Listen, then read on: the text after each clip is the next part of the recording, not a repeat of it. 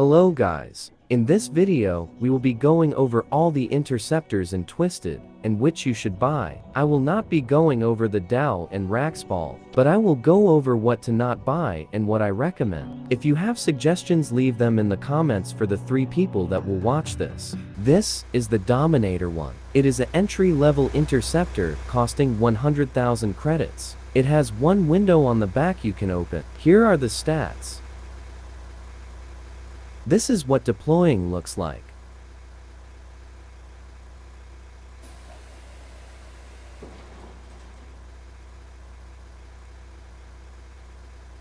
Thanks to the Dominator 1 quick deploy, it is very good for getting in front of tornadoes at the last second and still being able to survive.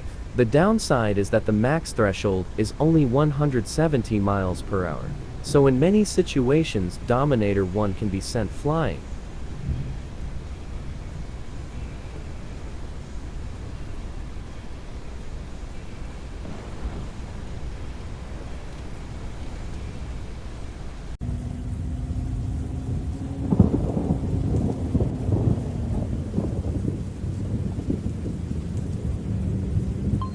This is TV-1. TV-1 is another entry-level interceptor costing 100,000 credits. TV-1 has one tiny driver window that can be opened. TV-1 also has a turret for IMAX filming, and the full passenger side door can be opened. TV-1 has hydraulics and 4 claws, 2 on each side. This is what it looks like to deploy.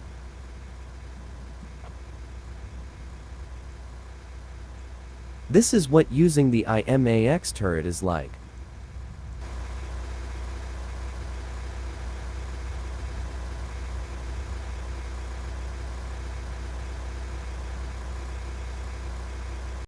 Here are its stats.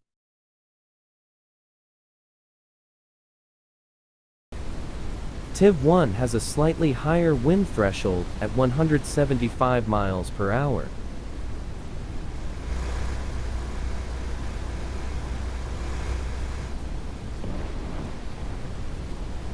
This was not the strongest tornado, but I have survived up to 180 miles an hour in TV-1, and I think it is a fun to use interceptor. It is important to know that I do not recommend buying either Dominator 1 or TV-1 as a first interceptor. They both cost 100,000 credits. Dominator 2 costs only 50,000 more, and is much better. This brings us to the next interceptor. This is Dominator 2 coming in at 150,000 credits. All 4 doors and the rear window can be opened on Dominator 2. Here are the stats. You can see Dom 2 has spikes to deploy with. Like Dominator 1, Dominator 2 is fast deploying. Here, I barely made it ahead of the tornado, and still had plenty of time to deploy. With the additional spikes, Dominator 2 has a max threshold of 190 miles per hour.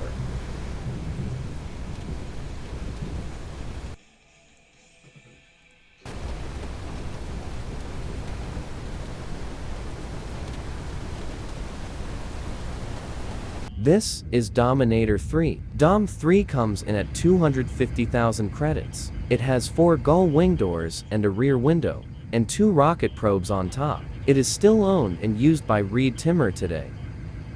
I love you, Reed. You can see underneath Dominator the spikes that deploy, giving Dominator 3 a max threshold of 210 miles per hour. Here are Dominator's stats.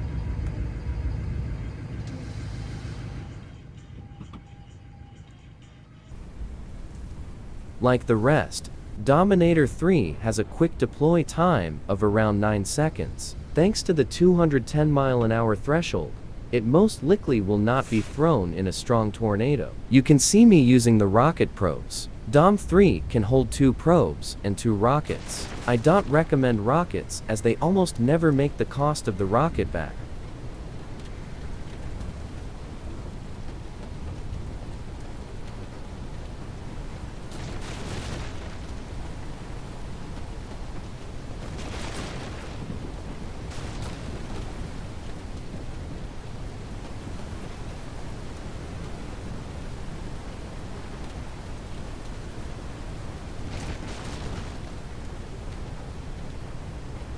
This is TIV2. TIV2 comes in at a cost of $300,000. It has the highest threshold of any player available Interceptor. It has 4 openable doors, and like the TIV1, an IMAX turret.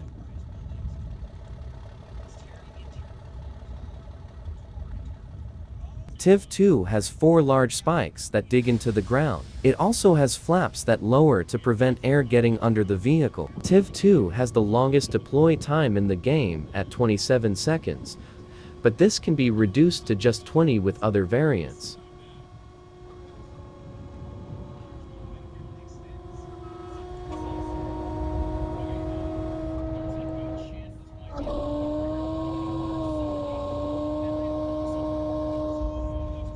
Here is TIV's IMAX turret.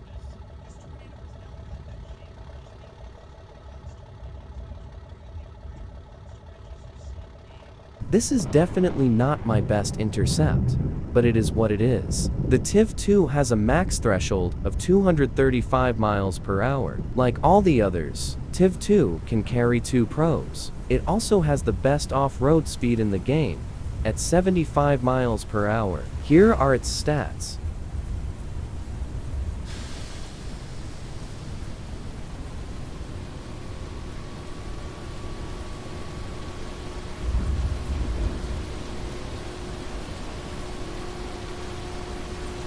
Those are all of the current interceptors in the game. Here is my personal opinion. I think you should skip Dominator 1 and TIV1. Dominator 2 is only 50,000 credits more for a much better interceptor. After that, it is personal preference between TIV2 and Dominator 3. While Dom 3 has a lower max threshold, it has a much faster deploy. TIV2 has a slow deploy, but a better threshold. I will go over the DAO 3, DAO 6, and Raxball in a separate video. For now, see you all next time.